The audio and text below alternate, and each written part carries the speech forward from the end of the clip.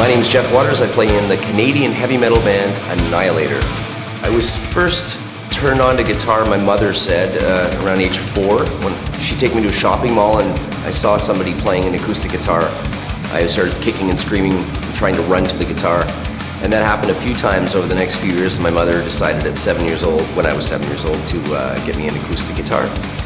She got me into lessons, then into classical guitar lessons for a few years, then into jazz for a year. I think the first sort of rock things I heard were when I was very young, earlier than teenage years, was Saturday Night's All Right for Fighting by Elton John.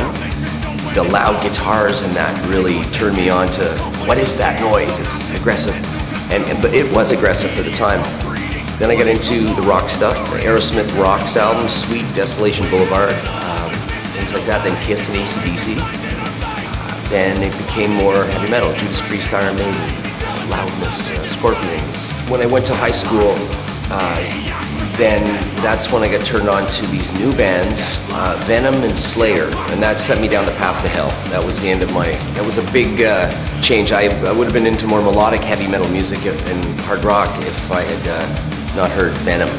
That led me straight to Slayer, and that was the end of my, I tried to keep the melodic stuff in my music alive because that's where I came from, Van Halen, things like that. But once I hit Slayer, that was the end of it. It was Exodus, Slayer, Metallica, Anthrax's first album. Some Canadian bands named Anvil, Razor, and Exciter. Some German bands, Destruction Creator. So I had quite a wide variety. I like blues. When I'm jamming on my own, I play blues guitar. I'm good at air drumming. It sounds kind of funny, but air drumming is how I write the drums in the band Annihilator that I'm in.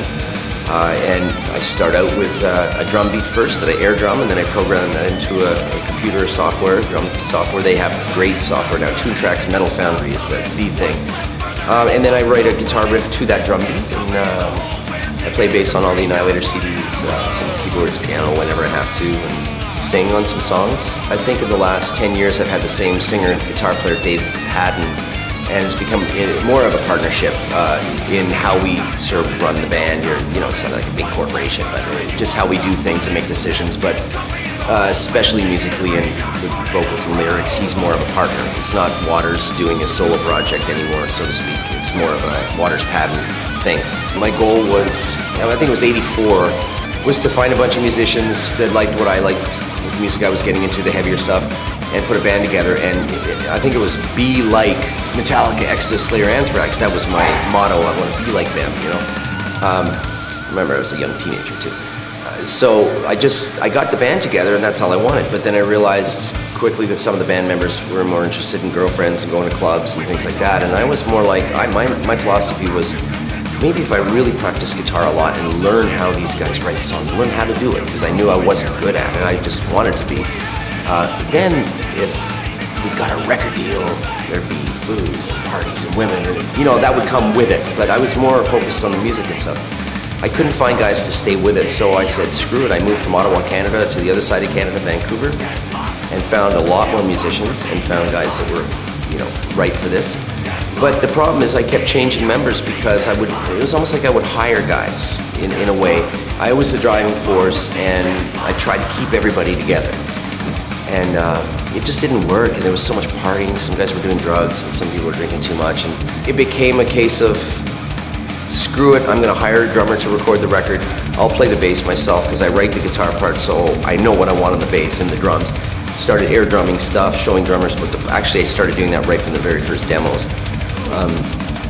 So it really was 60% Waters solo project, 40% a band. On tour, of course, it's a band, and we all act like a band on tour. So the first 4 Annihilator CDs had 4 different singers.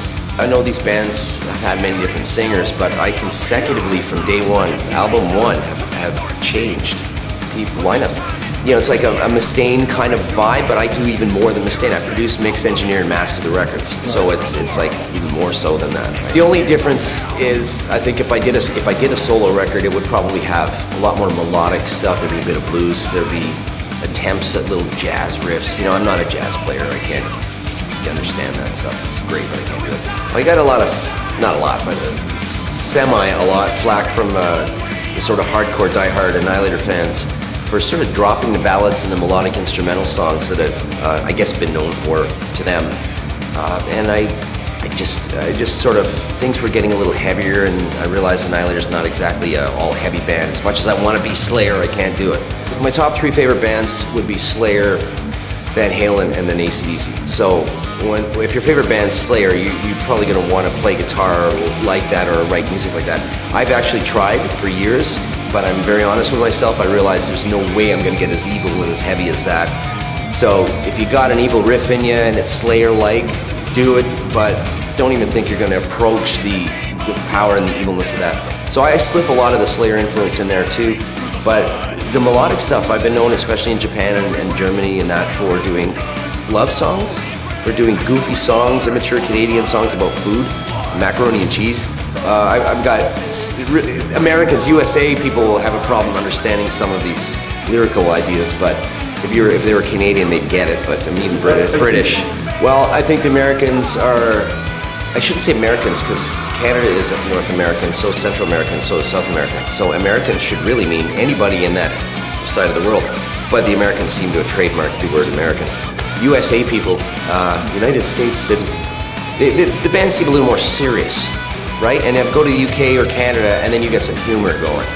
And sometimes it's a little, like Dave Mustaine, for example, he thinks I'm funny. Like I'm a funny guy, funny man, right? And what he means by that is, you're so immature and silly and goofy, and he actually likes that. He hires Canadians, Grover Brothers and all that.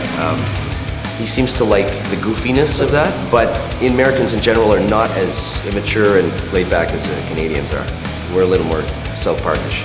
In Canada, for those of you that don't know, there's only snow, ice, and polar bears. That's it, snowmobiles.